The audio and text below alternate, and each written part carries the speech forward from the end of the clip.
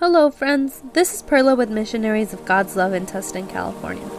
Remember that when we start our prayers and meditations, it is important for us to want and to wish to find ourselves with God, because God only comes to you when you truly love and live for Him. So today, let's choose to be a follower of the Lord. Let's prepare ourselves for an encounter with God by opening our hearts and preparing our body and mind. Let's start today by sitting upright and our shoulders relaxed. Let's take a deep breath in as we fill ourselves with God's presence. Invite God and the Holy Spirit into your heart and soul. In today's meditation, we are going to talk about the contemplation prayer.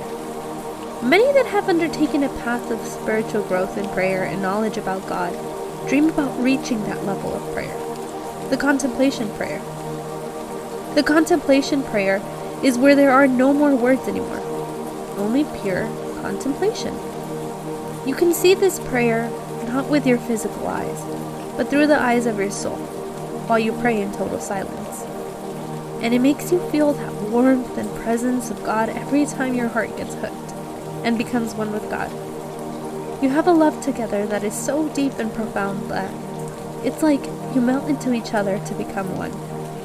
But to get to that contemplation prayer, my friends, it requires so many years of love and devotion to God.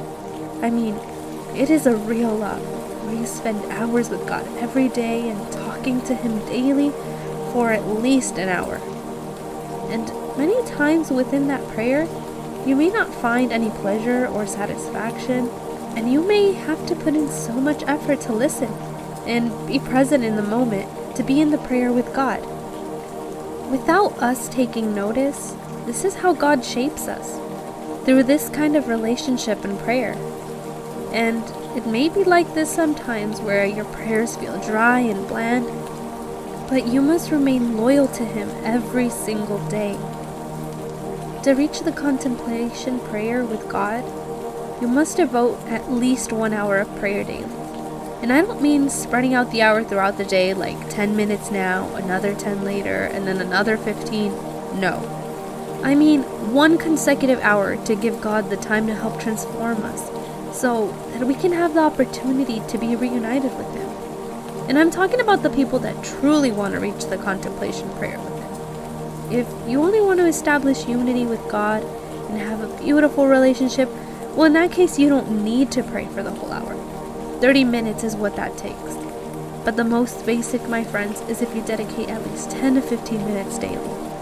This just about establishes that you are on God's side. You are on His team. But what do I do with my time with God? Be it 10, 15, 30, or an hour? We meditate on His teachings, thinking about Him, and trying to please Him with our actions the next day after our prayer. Throughout the day, I must be thinking about what I can do to please Him, analyzing each and every one of my actions, seeing what I need to correct, looking at what I did wrong, and asking Him for forgiveness, His light, and His help and guidance to do it better the next time. I need to be analyzing the way I treat others to see if God is in agreement with my approaches. My thoughts to see if they are positive or negative, if they are pure and clean, or at least neutral, or if they are dirty and negative and full of anger and resentment. I must be analyzing it all, but most importantly, my love for God. I must be seeing it, practicing it, and showing love to thy neighbor. And this is where we fail sometimes, my friends. In the love for God and the love for our neighbors, God is not worried when you fail, simply in when you say, "My Lord, please help me and provide me guidance. I want to make this day better than yesterday." To understand a little more about contemplation, there's a story about Father Anthony de Mello that he narrates in one of his books. He said that one time the disciples asked the monk, who was their teacher for spirituality, and they told him, "Teacher, could you explain how the contemplation prayer is?" The teacher turned towards the garden in the monastery, where his dog Brownie was sitting on the grass, extremely attentive. The dog was still, and his gaze was focused towards a tree. where a monkey was hanging from one branch to another. The dog, almost without blinking, would not move. Although he was stiff, every now and then he would slightly wag his tail, but he never lost focus of the monkey in the tree.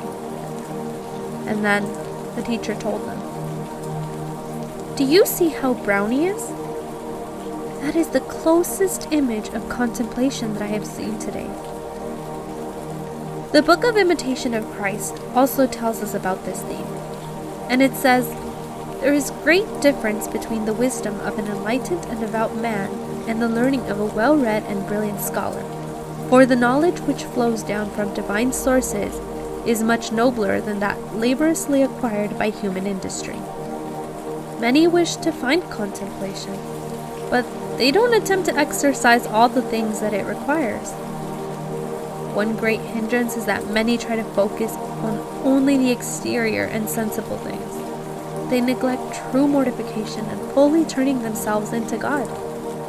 I don't know what it is, or what spirit moves us, or what we can expect, but when we put so much effort into the transitory things, in the mundane civil things, and with difficulty and sometimes too late, we pick ourselves up from everything to consider and analyze our interior.